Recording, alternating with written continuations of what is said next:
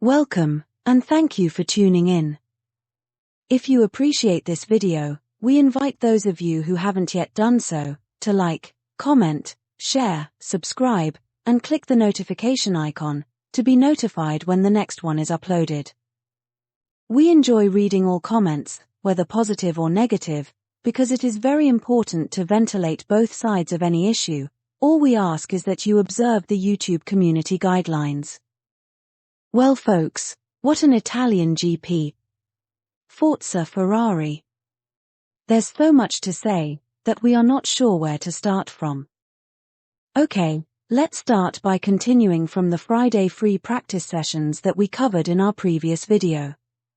Yeah, qualifying has been my weakness for a minute now, and I can't figure it out, and the team deserve better.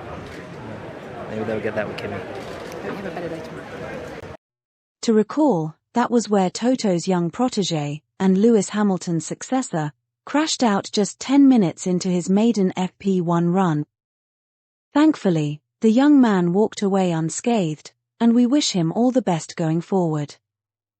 But serious questions must be asked of his minders and team principal. Was it really wise to debut a young Italian kid in his home race, and then ask him to beat the GOAT, to boot? Or was Toto more focused on taking the shine off Sir Lewis's triumphant return to his new home? Lewis! Still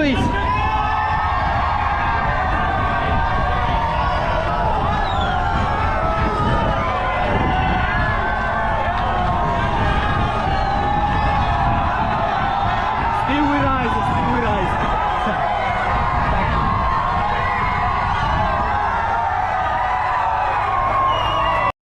We welcome any information from the experts, but as far as we can recall, Sir Lewis is the only world champion in recent history who made a full-time driver's debut in a top-tier team. Verstappen made his debut in the Red Bull support team. Vettel was a one-race replacement driver in the top-tier BMW Sauber, before becoming a full-time driver in the Red Bull support team the following season. Rosberg made his debut in the then bottom-tier Williams, so you can see how Toto's eagerness to believe that he had discovered the next Sir Lewis could have led him to give Kimi a debut in Mercedes, rather than a lower-placed team. But here's the thing, none of the champions in recent history made their debut at their home race.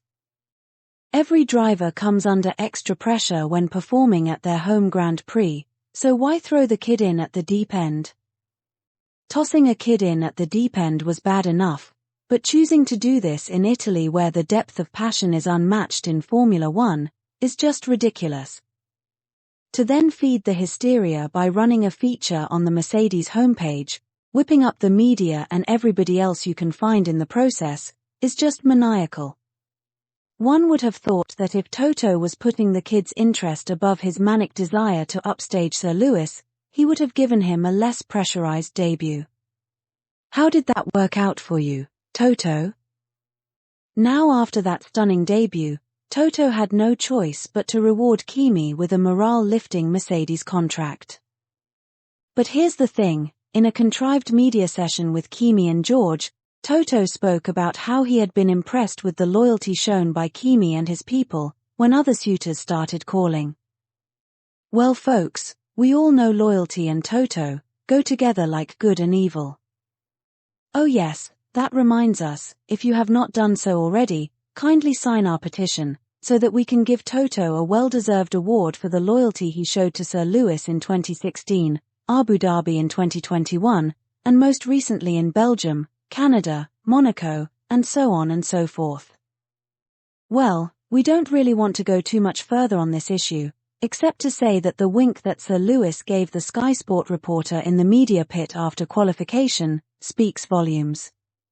Yeah, qualifying has been my weakness for a minute now, and I can't figure it out, and the team deserve better. Maybe they'll get that with Kimi. Hope you have a better day tomorrow. Now, we don't know what is wrong with some of our regular viewers, and why they were so quick to comment on the race. At Red 8531, why would you think of us at such a time?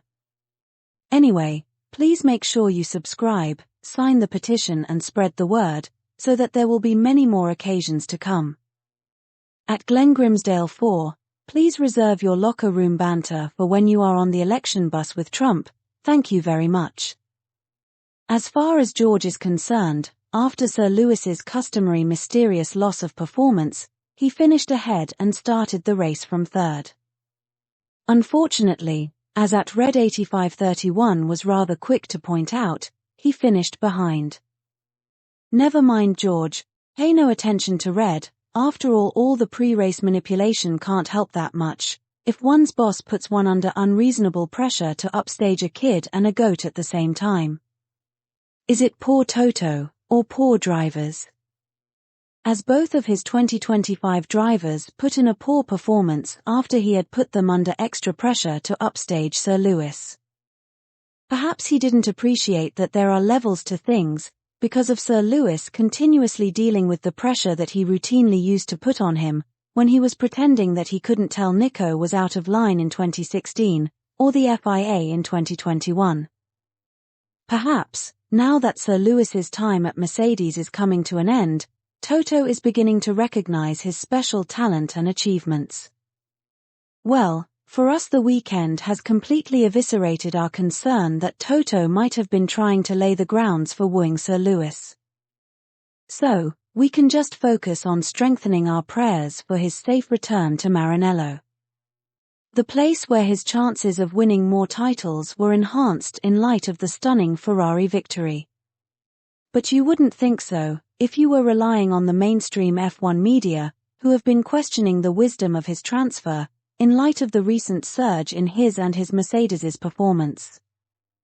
However, if you look at the constructors' table, Ferrari are 115 points ahead of Mercedes, so what is that about? It would appear that the mainstream F1 media are only interested in poking the goat. That brings us nicely on to one of the biggest pokers of them all, the BBC. You will recall that before the race, the British Broadcasting Corporation blanked Sir Lewis, in favour of Crashtappen, Lapdog Lando, Oscar, we've got no beef with you Piastri, and Kimi, we wish you all the best because you are going to need it Antonelli. Well, it would appear that Benson now carries the kiss of death as well, because Charles, who he never gave a second's thought, won the race. Now, Benson must be so far up his boss's behind that he captioned his headline image with the words, Charles Leclerc would probably have finished third had Ferrari decided to use a two-stop strategy. Did it occur to his poisoned tongue that that caption comes across as salty? Now, why would he have any ill will towards Ferrari? Could it be that they are providing his fellow Brit the opportunity to extend his successful career at the expense of Benson's preferred drivers? It appears to us that the thinly veiled resentment of Ferrari can be linked to Sir Lewis's transfer. What do you think? Benson's ill will towards Sir Lewis was displayed in the Charles interview he conducted a few months earlier, when he suggested that the Hamilton signing was a blow against Charles. Why in the heck would that be the case? A team can't be faulted for wanting to get the best drivers that it can. Like Charles told him in his reply. Now, this would be the same Benson that was part of the media that hounded Bottas out of Mercedes, because they felt he wasn't giving Sir Lewis enough competition, even though Mercedes and Sir Lewis were undefeated. So, if they wanted the most successful team, with the most successful driver to bring in someone they deemed more competitive, why should they question Ferrari wanting that same driver, or as good a driver combination they can get? For the record, we hold the opinion that Bottas did as well as anyone can be expected to perform going up against the GOAT, and Crashtappen and Rosberg were fraudulently imposed ahead of him. He certainly did better than Checo, whose contract was renewed, without much ado from the media. But back to Benson, it is clear from the tone of his coverage that he had written Charles and Ferrari out of the picture at their home race. Of course, we can understand why the British Broadcasting Corporation would be excited at the prospects of a British team and driver doing well. What we don't, or rather do understand, is why the same goodwill does not extend to Sir Lewis. So, come on guys, let's get that petition going, so we can get some answers. Well, so Andrew wanted to show some solidarity with his countrymen, nothing wrong with that, but who will tell him that a champion doesn't get overtaken the way Oscar overtook Lapdog?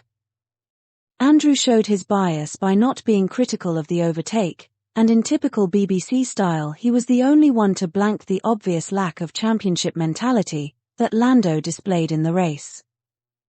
Lapdog Lando, however, was happy to reinforce that view, as he whined about the overtake, and ran to Mummy for help, just like he did in Austria. The same Mummy that in Hungary gave his candy to his brother, the same brother who has now snatched another candy from him in Italy, with Mummy looking on in silence. If that doesn't confirm what we have been saying all along, that McLaren have done a deal to protect Verstappen's contrived title in exchange for the constructors' title, we don't know what will. McLaren let Verstappen's soft sanction in Austria go unchallenged. Remember how Red Bull challenged or threatened to challenge everything they could about Sir Lewis and Mercedes in 2021? They used team orders to protect Max in Hungary, and declined to use team orders to protect Lando in Italy. But you won't find any criticism of Lando and/or McLaren in Benson's report. If only the BBC had been so supportive of Sir Lewis, because as we saw in our previous video, Benson was prepared to blank Sir Lewis to an extent that none of his compadres considered, and now he has demonstrated a willingness to prop up Lapdog to an extent that none of his compadres have considered. Every other commentator has made it clear that Lando and McLaren slipped up as they yet again failed to maximize yet another opportunity to close the gap to the runaway leader whilst he is in the midst of a slump. Good one, Andrew. At least you are consistently overdoing everything. Our takeaways from the weekend are that Red Bull are unlikely to recover anytime soon from their sudden and mysterious slump in performance, which many attribute to the FIA being forced to close the loophole that they had been allowing them to exploit since 2022. So, Liberty Media will have to rely extensively on McLaren to keep using team orders to keep Lando in place.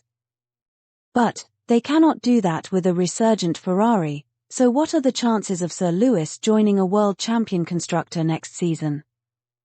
A spiraling Toto is in full meltdown as he tries desperately to pretend that all is well on the Western Front. The reports that have been coming out less than 24 hours from the end of a disastrous weekend for Mercedes, suggesting that George's seat is not secure, as Mercedes continue to track Verstappen, would indicate otherwise. After all, both their 2025 drivers crashed out under the pressure of upstaging Sir Lewis as demanded by the Führer.